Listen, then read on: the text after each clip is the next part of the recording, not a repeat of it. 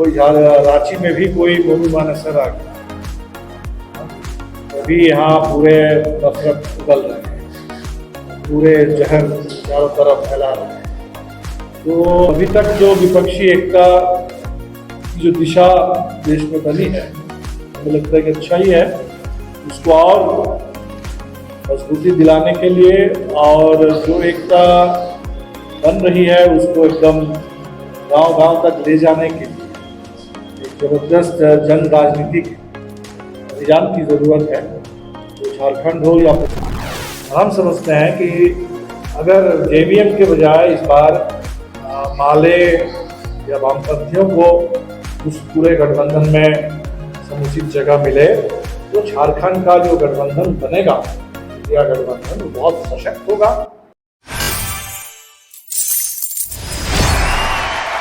रांची भाकपा माले के राष्ट्रीय महासचिव कॉमरेड दीपंकर भट्टाचार्य ने शुक्रवार को पार्टी राज्य कार्यालय में एक प्रेस कॉन्फ्रेंस को संबोधित किया। माले विधायक कॉमरेड विनोद सिंह झामुमो प्रत्याशी के नामांकन में शामिल थे। कॉमरेड दीपांकर ने बताया कि आगामी 31 अगस्त 1 सितंबर को महाराष्ट्र में इंडिया गठबंधन की अगली बैठक में गठबंधन के दल भावी रणनीति पर विचार करेंगे। प्रेस कॉन्फ्रेंस में माले राज्य सचिव मनोज भक्त और बिंदु विनोद सिंह भी शामिल थे। झारखंड में भी बहुत स्थिति खतरनाक है और सुप्रीम कोर्ट ने बार बार ये सरकारों से आगाह किया, प्रशासन से किया कि जो नफरत का भाषण, नफरत की बोली हम सुन रहे हैं कि यहाँ भी कोई रांची में भी कोई मोनूमानसर आ गया, अभी यहाँ पूरे नफरत उगल रहे हैं, पूरे जहर चारों तरफ फैला रहे हैं। तो झारखंड सरकार को भी चाहिए कि सुप्रीम कोर्ट के कहने के अनुसार इस पर संज्ञान लेकर के ये हेट स्पीच पर, हेट कैंपेन पर, क्योंकि झारखंड एक ऐसा प्रदेश है, जैसा मान लीजिए आप मणिपुर देख रहे हैं, किस तरह से बांट दिया पहाड़ और घाटी को, उसमें मैतेई और कुकी समुदाय को, हिंदू और ईसाई को, और अभी पूरा प्रदेश बर्बाद हो गया।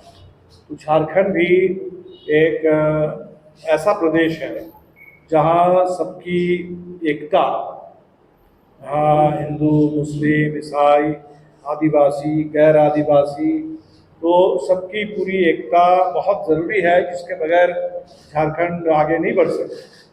और ये जो नफरत की खेती झारखंड जैसे प्रदेश के लिए बेहद खतरनाक है, और इसीलिए हम तो झारखंड सरकार से भी कहेंगे कि इस पर बिल्कुल संज्ञान लेकर के काम करना चाहिए, ताकि ये नफरत की राजनीति, विभाजन की राजनीति, हिंसा की राजनीति झारखंड में आगे ना बढ़ सके नॉमिनेशन में। और हमारा पूरा समर्थन पार्टी की ओर से और पूरे इंडिया गठबंधन की ओर से जेएमएम के साथ है। और हम अपील करेंगे पूरे झारखंड के लोगों से, डुमरी के मतदाताओं से, इस पूरे चुनाव में एक इसके पक्ष में मतदान करें। जो गठबंधन बना है, अभी 2 बैठक हुई है पटना में और बेंगलुरु में, तीसरी बैठक मुंबई में 31 अगस्त को और 1 सितंबर को होने वाली, हम जाएंगे उसमें। तो अभी तक जो विपक्षी एकता की जो दिशा देश में बनी है, हमें लगता है कि अच्छा ही है। इसको और मजबूती दिलाने के लिए और जो एकता बन रही है उसको एकदम गांव-गांव तक ले जाने के लिए एक जबरदस्त जन राजनीतिक अभियान की ज़रूरत है। तो झारखंड हो या पूरा देश हो, वहाँ हम लोग अभियान को संचालित करेंगे। और आज़ादी के मौके पर भी हमने यही संकल्प लिया, इस समय जो भी हमारे मुद्दे हैं, जैसे आर्थिक, इतनी महंगाई तो पहले हमने नहीं देखी कभी, इतनी बेरोजगारी, जिस तरह से इन्होंने पूरे देश को लगातार बेचने का काम किया, पूरे पब्लिक सेक्टर को, स्थायी रोजगार को बिल्कुल ख़त्म कर दिया। तो एक तरफ आर्थिक बर्बादी है, तबाही है, और उसी के साथ साथ जो देश का सामाजिक ताना वाला है उसको भी ख़त्म कर रहे हैं। और संविधान जिसके आधार पर ये देश बना, आज जो कुछ भी अधिकार है, अगर आरक्षण का अधिकार है तो संविधान से है, अगर इस देश में कहीं भी कोई 5वीं अनुसूची थी, 6ठी अनुसूची थी, ग्राम सभा को कुछ अधिकार था, तो जो भी अधिकार लोगों को मिले थे आज़ादी के आंदोलन और संविधान से, और ये बिल्कुल ख़त्म करने की कोशिश है। तो हमें लगता है कि इतनी बड़े ज़बरदस्त एक क्राइसिस पूरे देश पर थोपा गया, तो हम लोग कोशिश करेंगे कि एक व्यापक जन गोलबंदी हो और 2024 का जो चुनाव है, ये चुनाव बिल्कुल एक जन आंदोलन बन जाए।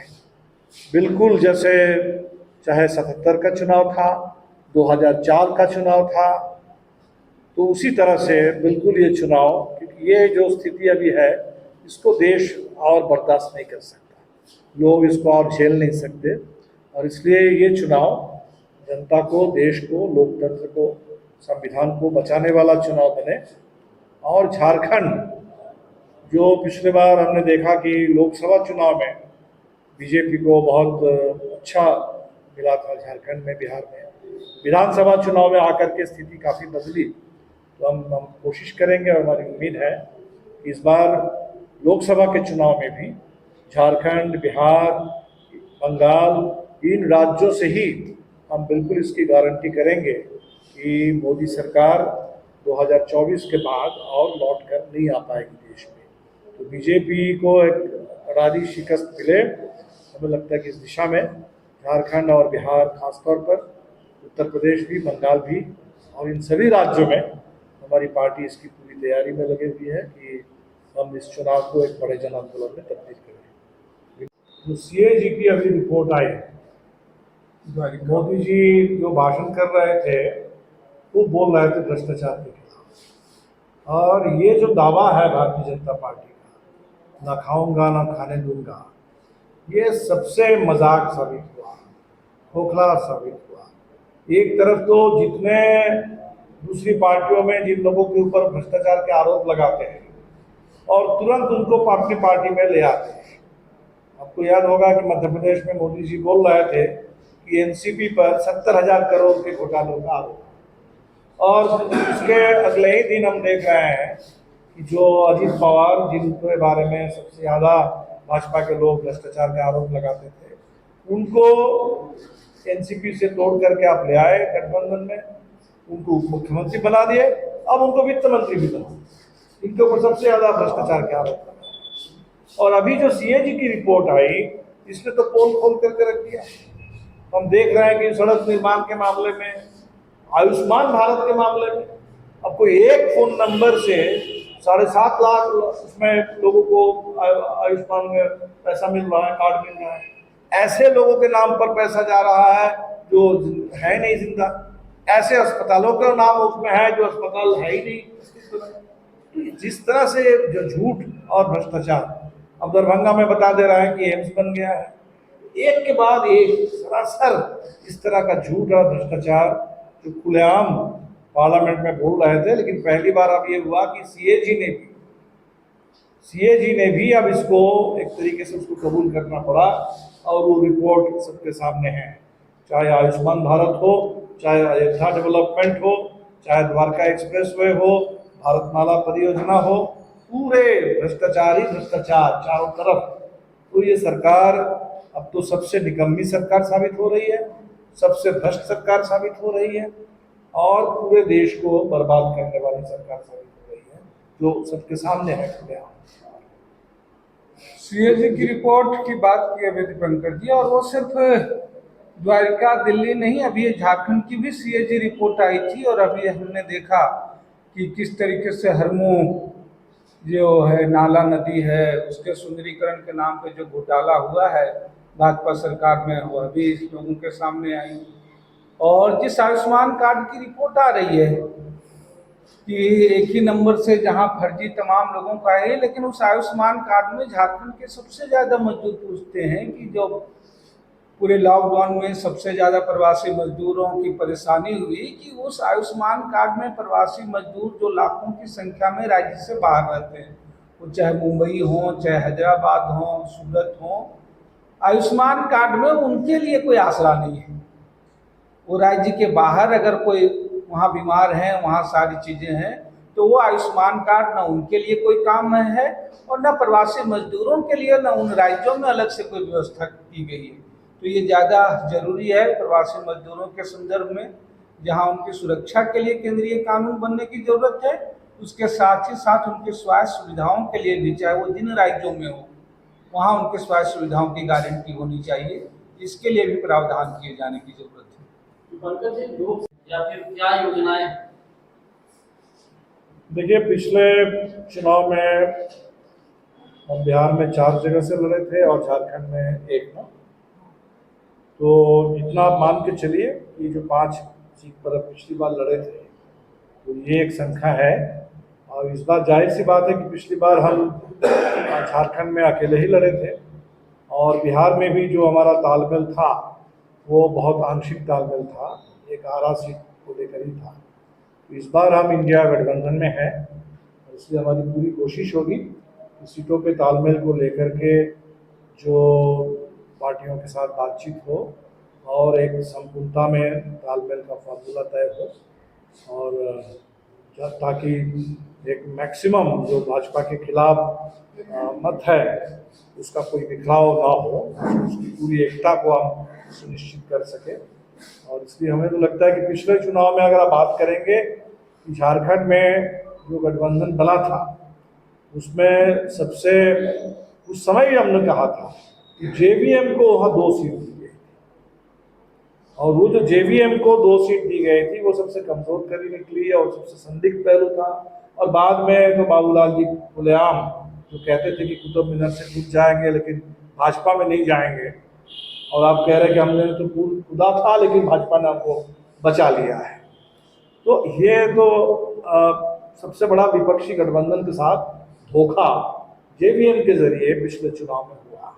और हम समझते हैं कि अगर जेवीएम के बजाय इस बार माले या वामपंथियों को उस पूरे गठबंधन में समुचित जगह मिले तो झारखंड का जो गठबंधन बनेगा, इंडिया गठबंधन, वो बहुत सशक्त होगा और उसमें पूरे झारखंड के गरीबों का, मजदूरों का, आदिवासियों का, नौजवानों का और ज़्यादा भरोसा बनेगा।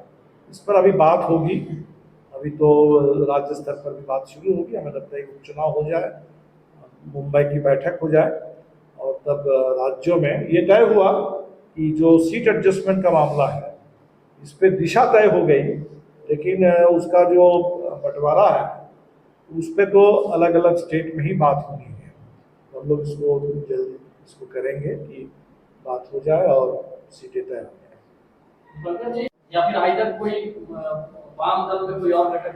नहीं, यहाँ तो है ही सीटें। मान लीजिए यहाँ पूरे मजदूर के इलाके हैं, अब धनबाद रहा है, कॉमरेड के राय जीते हैं, तो हमें लगता है कि सीटें तो है झारखंड में जहाँ वामपंथ की मजबूत पहचान है, तो हम लोग उस पर बात करेंगे।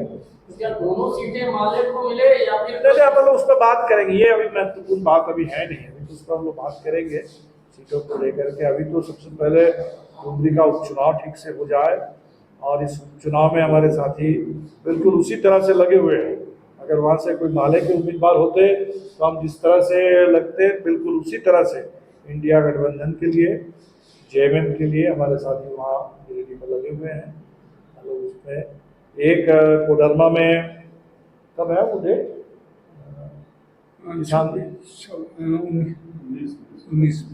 19-20 सितंबर को जो राष्ट्रीय स्तर पर हमारा किसान संगठन है अखिल भारतीय किसान महासभा, उसकी राष्ट्रीय परिषद की बैठक होगी। और आपको हम बताएं कि अभी दिल्ली के तलकटोरा स्टेडियम 24 तारीख को बहुत एक अच्छी बात होगी कि जो अलग अलग किसान और मजदूर लड़ते थे, दोनों का अलग मोर्चा बना हुआ है, ट्रेड यूनियनों का और किसानों का। पहली बार किसान और मजदूरों का साझा एक बड़ा सम्मेलन तलकटोरा स्टेडियम में होने जा रहा है और ये तय हुआ कि आने वाले समय में किसान और मजदूर ये मिलकर के साथ साथ लड़ेंगे। तो हम कोशिश करेंगे कि ये जो किसान महासभा की राष्ट्रीय परिषद की बैठक है, इस मौके पर कोडरमा में भी हम किसान और मजदूरों के सवालों पर एक गोलबंदी करें। तो अभी तो आंदोलन और नोटबंदी के ऊपर ज़्यादा नज़र है। बाकी चुनाव की तैयारी, इस पर भी हम लोग लगे हुए हैं।